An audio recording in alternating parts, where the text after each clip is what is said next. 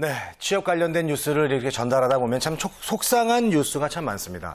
자, 그렇다고 이렇게 하소연할 데도 없는 게 바로 우리 취준생들인데요.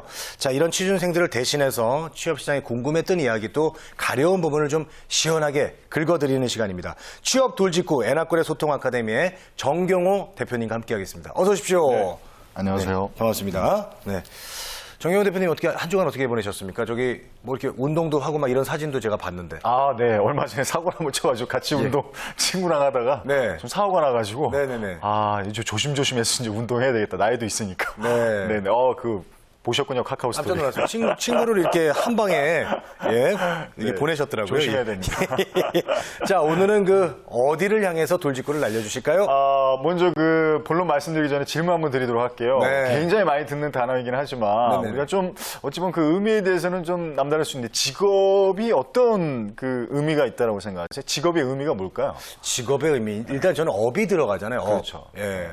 모든 게 다 너의 업이다. 네. 이런 말 있지 않습니까? 네네. 그래서 이제 평생 어떤 회사보다는 자기가 이제 자기만의 일, 자기가 꾸준히 갖고 가야 될 그런 업이 아닌가. 네, 저는 그렇게 생각하고 있습니다. 네네. 뭐 대부분의 보편적인 생각은 그렇죠. 근데 이 원 의미를 더 들어가면 네. 일과 노동과는 좀 분리를 해서 직업, 그래서 이제 사회적 의미를 강조하는 직과 생계를 의미하는 업, 이것이 합쳐진 합성어다 이렇게 볼 수 있습니다. 그렇군요. 그래서 단순하게 일이다, 노동이다라는 보다는 좀 격이 다른 사회적인 어떤 역할, 어떤 의미다 이렇게 볼 수 있습니다. 그래서 이제 앞으로 세상을 살아나가면서 어떤 행복지수 뭐 이런 부분과도 직접적인 연관이 되는 게 어떻게 무엇을 하면서 살아가느냐가 아주 굉장히 중요한 요소가 될 텐데 재미있게 일하면서 능력을 발휘할 수 있는 부분들. 그래서 성공적인 직업 선택이야말로 굉장히 중요한 자아실현의 기본이 되기 때문에 오늘은 그 직업 탐색, 재료 검색 이런 부분들의 중요성을 말씀 좀 드리면서 직업 세계에 대한 미래에 대한 부분들을 좀 말씀드릴까 합니다.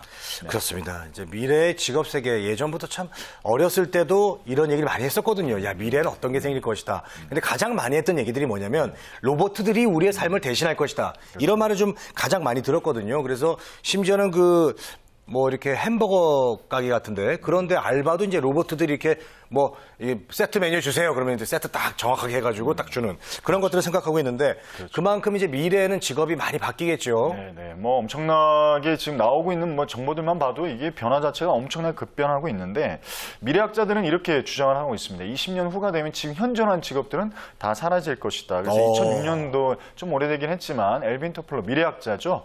엘빈 토플러가 한국을 방문해서 이런 충격적인 얘기를 좀 했었습니다. 한국은 특히 교육 분야에서 매우 뼈아픈 경고를 했었는데 한국 학생들은 미래에 필요치도 않은 지식 그리고 존재하지도 않을 직업을 위해서 하루 10시간 이상씩 허비하고 있다. 이런 어떤 충격적인 이야기를 하고 갔습니다. 엘빈 토플러 분께서 아주 충격적인 말씀을 해주셨네요. 이게 좀 파장이 엄청 클 것 같은데요. 그러면 미래 세계의 직업이 도대체 어떤 식으로 변하길래 저런 말을 할까요? 자, 이 얘기는 이 부분하고 또 연동이 될 수 있을 것 같아요. 그러니까 결론적으로 말씀을 좀 드리면 가장 큰 변화 중에 하나는 이 방대한 지식의 그런 오픈 소스화가 될 것이다. 그래서 인간의 두뇌의 인간의 두뇌가 담을 수 있는 어떤 지식 총량의 수십억 배에 달하는 지식이 오픈소스로 그것도 무료로 제공될 것이다. 그래서 교육이라고 하면 사회성과 인성에 대한 교육시켜야 될 유초등학교를 제외하고 고등학교, 대학교, 그러니까 현재 대학 교수들이라든가 고등학교 교사, 학원 강사들의 직종은 20년 내에 거의 사라질 것이다. 그리고 무료로 교육 콘텐츠들이 제공이 되면서 그 부분을 담당하고 주도하게 될 것이다. 네, 이 부분입니다. 그러니까 이제 선생님들이 하는 역할을 이제 컴퓨터가 하고 또 이제 뭐 다른 지식의 어떤 전달 장치들이 생긴다. 근데 이게 사실 저는 말이죠. 이 선생님이 단순히 이렇게 지식만 주는 분들이 아니지 않습니까? 그 사제간의 어떤 인간적인 그런 것들도 있는데 그게 좀 아쉽고요. 그리고 요즘 사실 학원 대신 또 이제 뭐 어떤 이런 게 있잖아. 인간 같은 거. 인간 같은 걸로 인해서 강사들도 많이 줄어들고 있고 말이죠. 그렇죠. 예, 또 강사 아니겠습니까? 우리 네, 또 그렇죠. 정경호 대표님께서 강의하시면서 많이 먹고 살고 계신데 예, 앞으로 어떻게 변화가 있을까요?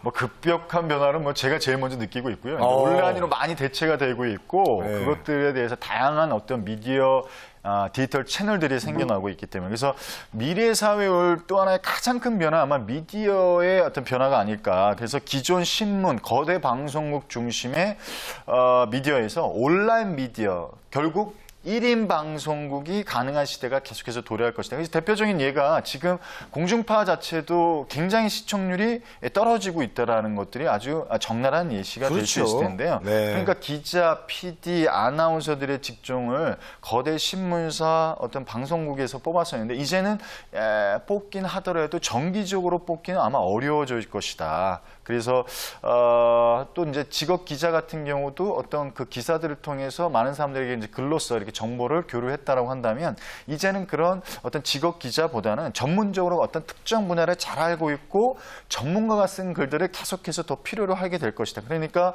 개인적으로 써내는 칼럼들, 글들 이런 것들에 대한 어떤 영향력이 점점 커질 것이다. 그래서 오죽 아주 지금까지 어떤 거대 몇몇 미디어 거물들이 어떤 네. 것들을 주도해 갔다면 이제 미디어 콘텐츠는 이제 매우 창의적이고 발상력을 가진 개인들에 의해서 계속해서 제공될 확률이 높다. 예, 이 부분입니다. 미디어 부문 얘기를 해주셨는데 사실 그런 맥락에서 이렇게 지금 채널이 정말 많지 않습니까? 다채널 시대가 되지 않습니까? 그것만으로도 일단 자기들이 원하는 정보, 시청자들이 원하는 정보만 보기 위해서 이런 전문 채널도 많이 생기고 저희 뭐 직업 방송도 마찬가지입니다만은 그렇죠. 네. 이제는 그걸 넘어서 이렇게 또 개인 방송국은 이미 이제 저는 유행한 지가 오래됐어요. 그렇죠. 예, 뭐 네. 제 주변에도 정말 그 개인 방송 하시는 분들이 굉장히 많고 맞습니다. 반응도 좋고요. 팟캐스트 스타 아니세요? 저요? 팟캐스트 스타. 네. 네. 그건 좀 더 지켜봐야 될 것 같습니다. 예. 개인의 의견입니다. 예, 예. 개인 방송 뭐 저도 조금씩 하고 있습니다. 그럼요. 예, 저도 이제 뭐 예. 같은 것들을 또 공통 관심사를 많은 분들과 네. 공유하기 위해서 네. 하고 있는데 네. 잘 될지는 아직 모르겠어요. 예, 네. 그래서 좀 더 네. 지켜봐야 될 것 같고. 네. 그렇다면은 모든 직업들이 다 사라진다는 말씀인가요? 뭐 그렇게 이제 극단적으로 말씀하시는 분들이 계시는데 그 부분들은 이렇게 이해하시면 될 것 같아요. 사라지는 직종이 있으면 새로 태어나는 직종도 있다라는 거죠. 물론 이제 지금 현재 촉망받는 직업들이 20년 내에 위태로워지고 있다라는 것들은 거의 기정사실하시는 게 맞을 것 같고, 참고로 이 부분에 대해서 정답은 없습니다만 해답이 될 수 있는 하나의 그 팁을 한번 드린다 한다면 2013년도에 이스탄불에서 미래학자 토마스 프레이가 한 예견인데요. 2030년까지 전 세계 일자리가 20억 개가 사라질 것이고 80억 인구 중에 절반 이상의 일자리는 이제 뭐 찾지 못할 것이다. 그래서 뭐 이 부분들에 대해서 굉장히 우울한, 특히나 이제 청소년들한테는 굉장히 우울한 그림이라고 할 수 있는데, 네. 하지만 사라지는 직종이 있으면 새로 생겨나는 분야가 있고, 그래서 새로운 직종과 분야에 대한 부분에서 분명히 존재하기 때문에 미래를 그렇게 극단적으로 부정적으로 볼 필요는 없다. 이렇게 주장을 하고 있습니다.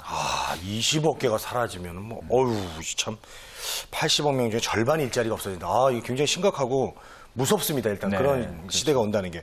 자, 그렇다면은 어떤 어떤 그 직업이 조금 이렇게 떠오르고 유망할까요?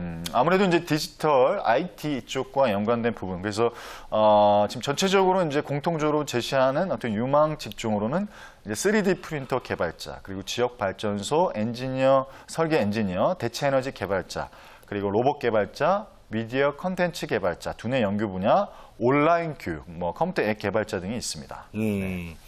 앱 개발은 뭐 이미 많이 하고 있고 없어지는 것만큼 좀 생긴다 이런 말씀이신데 그 결국은 미래 일자리 걱정이 어떻게 좀 지금보다 그렇게 무조건 걱정할 정도로 심하진 않다 말씀입니다. 네, 우려가 많은 건 사실인데요. 이렇게 정리하면 될 것 같아요. 일자리가 없어지는 대신 일거리는 사라지지 않는다라는 거죠. 일 자체에 대한 부분들은 그대로 사람을 필요하는 직종은 계속 유지가 되되 그 부분에 있어서 일자리라고 있는 직업이라든가 뭐 대표적인 부분들에 대해서 어떤 직업에 대한 명칭 자체도 이제 계속해서 바뀔 거다. 그래서 사람이 없는 분야가 사람이 필요 없는 분야가 많아지긴 하지만 사람이 해야 하는 일이 없어지는 거, 사람이 반드시 해야 되는 일이 없어지는 건 아닙니다. 그래서 그런 부분에서 미래에 대한 부분들은 특히나 경제적 변화도 굉장히 많이 일어나기 때문에 일에 대한 부담감이 좀 많이 적어질 것이다. 이렇게 예견되고 있습니다. 알겠습니다. 자, 그럼 우리의 청년 구직자들은 미래를 대비해서 어떤 마음가짐과 어떤 준비를 해야 될까요? 네, 이 부분이 굉장히 좀 중요할 것 같습니다. 우리가 또 직업방송으로서 또 청년 구직자분들. 그래서 이 부분은 결론적 핵심적으로 두 가지를 말씀을 좀 드리면 변화 속도가 굉장히 빨라지고 있기 때문에 직업의 안정성은 다 떨어질 것이다. 이렇게 예견을 하시고 유망 직업을 맹신하시면 안 된다는 겁니다. 그래서 참고만 하시되 제가 영화를 워낙 좋아하다 보니까 영화 얘기로 잠깐 예시를 한번 드리도록 할게요. 영화 변호인 혹시 보셨나요? 네, 봤죠. 네, 물론 이제 이 부분들에 대해서 뭐 정치적으로 뭐 노무현 대통령의 일화를 이제 해석해서 정치적 관점으로 보는 분들도 계신데 저는 다른 관점으로 좀 봤습니다. 이 고조 출신의 송우석 변호사가 나오잖아요. 근데 네. 판사를 접고 일반 변호사로 나왔는데 제일 첫 번째 행동이 뭐냐면 부동산 등기에 대한 부분에서 변호사도 개방이 되는 순간 부동산 등기 전문 변호사로 엄청난 대박을 치기 시작합니다. 뭐 영화를 보신 분들은 아시겠지만 그런데 다른 변호사들이 그 부동산 등기로 또다시 막 덤벼들자 다른 이제 새로운 부분의 영역으로 갔죠. 조세 전문 변호사로 해서 또다시 변신을 하게 됩니다. 그래서 어마어마하게 탄탄대로를 겪게 되고 네. 이 부분들은 1980년대의 어떤 고도 성장기에 부동산 광풍이라든가 자산관리 시장을 예견했던 송우석 변호사의 아주 직접적인 그래서 직업에 대한 관점과 변화를 아주 적나라하게 보여주는 시대의 트렌드를 잇는 그래서 좋은 어떤 예시가 아닐까 이렇게 봅니다. 근데 이게 정경호 대표님도 좀 그런 경우죠. 사실. 그렇죠. 저도 마찬가지 강의 어떤 내용이 맥락이죠. 계속 바뀌어야 되고. 그렇죠. 네, 예. 알겠습니다. 자, 그러면은 이제 어떤 직업이 뜰지 우리가 좀 미리 알 수 있는 이런 방법은 없을까요? 글쎄요, 뭐 이 부분들에서 정확하게 예측을 한다라는 건 거의 뭐 예언을 한다는 건 불가능할 것 같고요. 이제 네. 예측을 하는 건데 예언과 예측의 뭐 구분점을 아실 거예요. 예언은 반드시 일어나는 신의 영역이고 예측은 이제 미래학자들이 일어날 수도 있고 안 할 수도 있고. 근데 네. 보통의 경우에 이제 뭐 고용노동부라든가 한국직업능력개발원, 뭐 교육부에서 이렇게 발표를 하는데 해마다 이 수백 업종을 이제 발표를 합니다. 근데 이 부분에 공통점이 있다면 예. 선진국에서 활성화된 직업. 그리고 현업 종사자들이 향후 전망이 밝을 것으로 진단한 직업들 이 부분들이 이제 대체적으로 많이 나오고 있다 이렇게 보게 됩니다. 그래서 선진국들을 좀 주의 깊게 선진국들에서 지금 어떻게 보면 유망한 직종으로 떠오르고 있는 부분들을 좀 보실 필요가 있지 않을까. 이렇게 좀 말씀드리고 싶습니다. 알겠습니다. 지금 뭐 해상 변호사, 숲치료사, 뭐 빅데이터 전문가, 요즘은 또 빅데이터 전문가라는 또 이 타이틀을 달고 방송 나오시는 분들도 네. 원래는 이제 이런 게 없었거든요. 네, 그렇죠. 근데 요즘은 이제 채널 돌리다 보니까 네. 뭐 빅데이터 전문가 누구누구 이렇게 명함 달고 나오시는 분도 계신데 네. 이런 직업들이 왜 뜬다는 건지 어떤 그 유망 직업의 공통점이 뭘까요? 유망 직업의 공통점이라고 한다면 첫째는 기술 발달로 인해서 새로운 사람이 계속 생겨난다라는 것이죠. 그래서 인터넷과 스마트폰의 등장으로서 개발자 시대가 열린 게 아주 대표적인 예입니다. 그래서 앱 개발자라든가 웹 디자이너, 온라인 마케터, 사이버 경찰, 네. 빅데이터 전문가 등이 여기에 해당이 될 것 같습니다. 그리고 그러니까요. 둘째로는 기존 직업에서 세분화되고 전문화된 시대인 거죠. 아까 말씀드렸다시피 그 송우석 변호사가 했던 뭐 부동산 등기처럼 변호사가 법무사 영역으로 이렇게 뛰어들어갔던 것처럼 고객의 니즈가 굉장히 다양해지고 까다로워지는 흐름을 이제 반영을 하는 겁니다. 그래서 평판 관리 전문가라든가 바이럴 마케팅에 특화돼서 SNS 마케팅이 이제 마케터 등이 이제 좋은 예다. 이렇게 좀 말씀드릴 수 있겠습니다. 알겠습니다. 자, 일단 그 개발자들이 이제 각광을 받고 있고요. 또 기존의 어떤 직업들이 더 이제 전문화돼 가고 있는 그런 상태입니다. 자, 그리고 또 어떤 직업이 또 탄생할까요? 네, 셋째로는 이제 선진국에서 이제 먼저 활성화된 직업들이겠는데요. 타이틀 슈트라고 하죠. 이제 문신사, 원격 진로 코디네이터, 그다음에 카이로프랙터, 이제 척추 교정사죠. 그리고 이제 이온 플래너 등이 이렇게 해당이 되고 있습니다. 이분들은 이제 시장 수요가 늘어나면서 현업 종사자가 이제 계속해서 이제 증가하게 되고 합법화가 되고 또 시장이 이제 급획차하는 수순을 이제 밟게 된다. 이렇게 보시면 될 것 같고 넷째로는 이제 융합형 직업입니다. 그래서 서로 다른 영역의 직업이 이제 합쳐지게 되는데 네. 음악 치료사, 뭐 미술 치료사, 레크레이션 치료사, 의료, 일러스트레이터 뭐 이런 부분들이 이제 융합형 직업의 이제 대표적인 예다. 그래서 새로운 경쟁력을 갖기 위해서 새로운 직무들이 이제 결합해 나가는 융합형 직업이 네 번째다. 네, 이렇게 정리할 수 있겠습니다. 지금 이제 레크레이션 치료사를 좀 얘기를 해주셨는데 이 상담하는 거 이제 현대인들이 계속 외롭잖아요. 네. 상담하는 쪽은 어떨 것 같습니까? 앞으로도 계속 잘 될까요? 저는 이제 뭐 그쪽을 뭐 계속해서 공부를 하고 있는 상황에서 말씀 좀 드린다면 인간의 고독한 부분, 고립되는 부분들은 더 심화될 거기 때문에 뭐 네. 치료사라고 심리치료사, 심리상담사 이분들은 계속해서 늘어나고 있는데 이것도 너무 지금 몰리다 보니까 네. 자기만의 세부 영역을 또 찾아 나가고 그 부분들을 창직이라고 하죠. 창업적으로 이제 직업을 창출해 나가야 되지 않을까 이렇게 생각을 합니다. 자기가 하던 거, 자기가 그나마 지금까지 잘 해오던 거를 버리고라도 유망 직업을 빨리 캐치해서 나가는 게 좋습니까? 아무래도 개인적으로 생각할 때는 어떤 트렌드에 대한 부분들은 인용을 할 게 가장 중요할 것 같고요. 무조건적으로 버린다라는 게 아니라 트렌드를 좀 예견을 하면서 미래를 좀 참고하시는 게 가장 중요할 것 같아요. 그래서 예를 들면 10년 전에 이제 정보 검색사라고 하죠. 유만 직종이 1위였습니다. 근데 지금은 그거를 유만 직종이라고 얘기할 수는 없는 거잖아요. 그래서 그렇게 좀 이해를 하시면 될 것 같습니다. 알겠습니다. 네. 자, 이제 그 직업의 세계가 이렇게 빨리 변하고 있습니다. 그래서 우리가 어떤 직업을 찾고 유지해야 되는지 마지막으로 좀 조언을 부탁드리겠습니다. 뭐 말씀드렸다시피 예측 자체가 잘못되거나 추상적인 경우도 있고 또 진로를 탐색할 때 너무 전망을 과신해서도 안 될 것 같습니다. 그래서 유망 직종은 시시각각 계속 변하는 만큼 동적이고 유기체적인 개념으로 이해를 해야 될 것 같고요. 네. 새로운 경쟁력을 계속 개발하는 능력을 기르는 게 중요한데 결론적으로 좀 말씀을 좀 드리면 네네네. 사회 환경 변화에 대해서 트렌드에 대해서 민감은 하되 좀 유연한 사고를 가지시고 또 유연한 직업관을 좀 가지실 필요가 있지 않을까 이렇게 좀 말씀 좀 드리겠습니다. 네. 정경호 대표님은 이제 소통 강의를 좀 많이 하셨고 사실 그 강의라는 것도 보니까 이제 좀 유행이 계속 바뀌더라고요. 처음에는 뭐 힐링 이런 거 많이 갔잖아요. 맞습니다. 그러다가 어느 날 갑자기 보니까 무슨 또 소통. 네. 이제 이게 중요하다. 네, 네. 그리고 그 중간에는 뭐 이제 유머라고 그래서 유머 네, 또 네, 맞습니다. 웃음 치료사분들이 네. 또 한때 잠깐 네, 떴잖아요. 네, 네. 이제는 그런 교육은 또 어떤 쪽으로 좀 갈 것 같아요?